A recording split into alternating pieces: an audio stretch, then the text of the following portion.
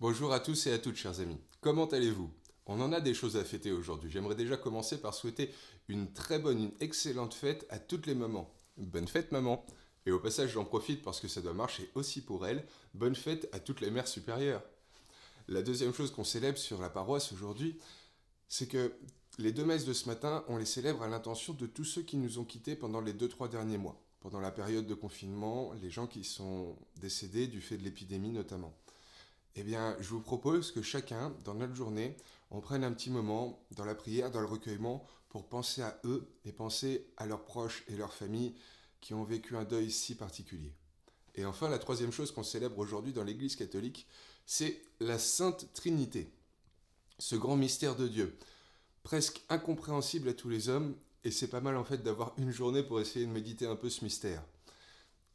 Souvent, d'essayer de trouver des images, ça peut nous aider à un petit peu mieux percevoir, appréhender ce qu'on a du mal à comprendre. Et j'en ai longtemps cherché qui puisse me permettre de me figurer ce qu'est la Trinité. Un Dieu en trois personnes, Père, Fils, Esprit Saint. Et au séminaire, on m'a offert une image qui, je crois, même si elle est limitée bien sûr, est plutôt pas mal pour percevoir un petit peu ce mystère. Essayer de toujours mieux l'appréhender, mieux le saisir. C'est l'image du soleil. Le soleil, personne ne peut le voir en face. C'est un petit peu comme Dieu. Personne ne l'a jamais vu. Dieu le Père. Par contre, il s'est donné à voir sous la forme du Fils. Et de temps en temps, nous aussi, nous percevons ses rayons. Et on l'a vu ces derniers jours lorsqu'il faisait particulièrement chaud. Le soir à 23 heures, il n'y a définitivement plus de soleil, on ne voit plus aucun rayon. Et pourtant, on sent cette atmosphère, cette chaleur qui nous entoure, qui nous imprègne. On sent la présence du soleil qui est encore là à nos côtés, même si nous ne le voyons plus. Eh bien, c'est un petit peu l'Esprit Saint. Donc vous voyez, je pense que, mine de rien, le soleil, les rayons, la chaleur, ça peut d'une certaine façon nous faire percevoir un petit peu mieux ce mystère de la Sainte Trinité. Mais bon, j'arrête là, on n'est pas là pour faire un cours de théologie, on est là pour avoir une petite méditation sur l'évangile du jour par rapport à la fête qu'on célèbre. Donc c'est ce que je vous souhaite à tous, chers amis. Très belle méditation, très belle fête des mamans à toutes. Bon recueillement pour tous ceux qui nous ont quittés et à très vite, chers amis. Qui ne croit pas est déjà jugé. Pas facile cette parole. Et peut-être encore moins le jour où on célèbre la Sainte Trinité. C'est étrange quand même, déjà cette parole, mais encore plus, pourquoi prendre une journée pour célébrer Dieu lui-même, son être profond? Après tout, est-ce que c'est pas ce qu'on fait chaque jour quand on prend un moment de prière? On le célèbre bien au nom du Père et du Fils et du Saint-Esprit. Donc après tout, chaque jour, on prie avec, pour la Sainte Trinité. Mais pourtant, je pense que c'est pas mal quand même. Que au moins une journée par an, on essaye de creuser un peu plus ce mystère.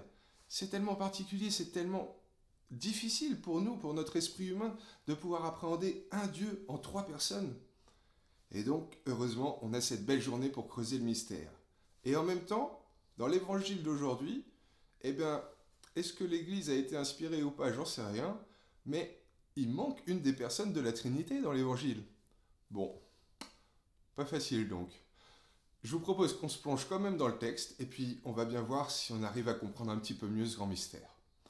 Alors, le texte de Jean, qui croit échappe au jugement, qui ne croit pas est déjà jugé, moi, à chaque fois que je l'entends, ça me fait penser à ce genre de conte de Noël. Ce genre de film hollywoodien où on est là, le jour de Noël, on a un plan où on est à l'extérieur et on voit une personne qui regarde vers une maison, il fait nuit, la neige tombe, et on discerne dans cette petite maison une fenêtre d'où sort de la lumière, et derrière cette fenêtre, une famille heureuse en train de vivre un bel événement, certainement en train de célébrer Noël. Et on voit donc cette personne au premier plan qui est en train de les regarder eux, qui a l'air toute triste, peut-être à se demander justement, est-ce que elle peut les rejoindre? Peut-être à regretter de ne pas pouvoir les rejoindre? Peut-être à s'interroger, à savoir si elle est digne, à appréhender ce que les autres vont penser, si elle va sonner, si elle essaye de venir participer à ce moment heureux avec eux. Et peut-être qu'elle se demande donc, qu'est-ce que ça va donner? Quelle est la tournure que va prendre la soirée?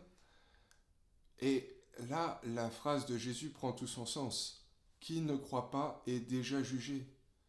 Elle ne croit pas, elle n'a pas confiance qu'elle peut être attendue, et donc elle reste dehors, toute triste, toute malheureuse. Mais si au contraire elle croit, si au contraire elle a confiance qu'elle est invitée, qu'elle a sa place réservée à l'intérieur, ça change tout. Ça change tout pour dans quelques instants, lorsqu'elle aura pénétré à l'intérieur de la maison et qu'elle sera elle aussi de la fête, mais ça change tout là, maintenant, tout de suite. Parce que son visage, il n'est pas tout triste et plein de regrets à regarder cette fenêtre derrière laquelle on voit la fête. Au contraire, il est plein d'enthousiasme et d'espérance dans la perspective de ce qu'il attend dans quelques instants. Et donc, au final, eh bien, la phrase de Jésus juste avant prend là encore tout son sens. Celui qui croit échappe au jugement et est déjà sauvé. Si je me permets cette petite parabole d'un film de Noël, d'un conte de Noël, c'est parce que je pense qu'elle nous permet de mieux comprendre ce texte pas évident de Saint Jean. Et d'ailleurs, je vous invite à le relire à l'aune de cette petite histoire que je viens de vous raconter. Mais je pense que plus que ça, eh bien, elle peut être un bon moyen de percevoir toujours un petit peu mieux le mystère qu'on célèbre aujourd'hui, la Sainte Trinité. Et je pense aussi qu'elle pourrait être peut-être comme une forme de parabole sur l'entrée dans la vie éternelle. Parce que c'est ça dont il est question.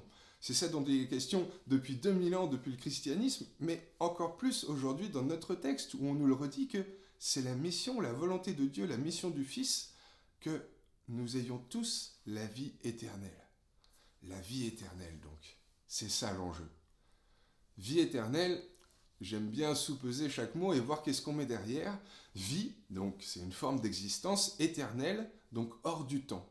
Un de ces moments d'éternité, une de ces expériences de vie où on ne voit pas le temps passer, où on a été tellement heureux que, bah oui, on arrive en fin de journée et j'ai pas vu le temps passer.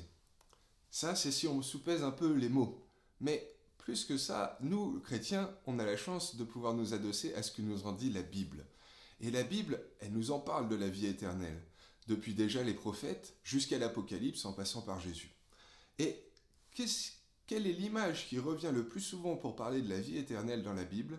C'est peut-être celle du royaume. Un royaume dont depuis Jésus, nous savons que nous avons tous notre ticket d'entrée. Un royaume où les prophètes, Jésus, tous vantent l'esprit de communion, de partage sans pareil, dans un amour pur, une béatitude sans fin parfaite. C'est très beau, et en même temps vous allez peut-être me dire, et vous aurez sûrement raison, c'est un peu conceptuel quand même Matthieu. Et c'est là que peut-être ce qu'on célèbre aujourd'hui peut nous aider à un petit peu mieux cerner ce qui nous attend demain. Parce que ce qu'on célèbre aujourd'hui, c'est un Dieu en 3 personnes.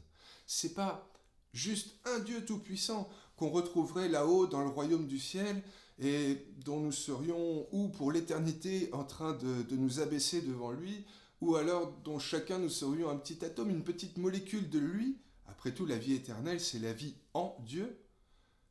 Peut-être, après tout, j'y suis jamais allé, mais je me dis que c'est quand même une image où on a peu de liberté. Une image d'un Dieu tout-puissant, peut-être un peu froid, un peu distant de nous. Mais nous, c'est pas ce en quoi nous croyons, nous les chrétiens. Nous croyons en la Sainte Trinité. Nous croyons que Dieu est en fait 3 personnes, le Père, le Fils et l'Esprit Saint, 3 personnes qui vivent une relation d'amour et de vie pure pour l'éternité. C'est ça ce en quoi nous croyons. C'est le banquet céleste dont nous parle Isaïe.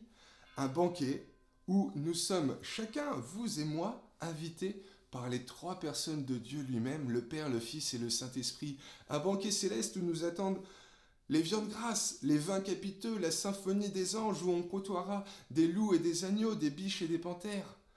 Un moment, une expérience de vie et d'amour la plus magnifique qui soit et pour l'éternité. C'est ça qui nous attend, invités par les 3 personnes de Dieu. Une image qui souvent, moi, me permet d'appréhender un petit peu le mystère de la Trinité, c'est ce beau tableau de Matisse, la danse.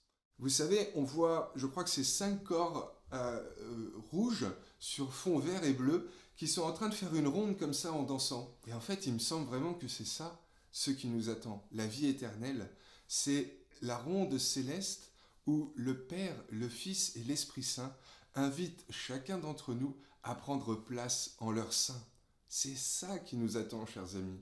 Et donc la Sainte Trinité, c'est ni plus ni moins que le Père, le Fils et le Saint-Esprit, ces 3 personnes qui m'aiment, moi, tel que je suis, qui m'ont voulu, qui m'ont créé et qui font tout ce qu'elles peuvent pour que j'ose croire que j'ai ma place réservée dans cette farandole céleste, divine et éternellement bienheureuse.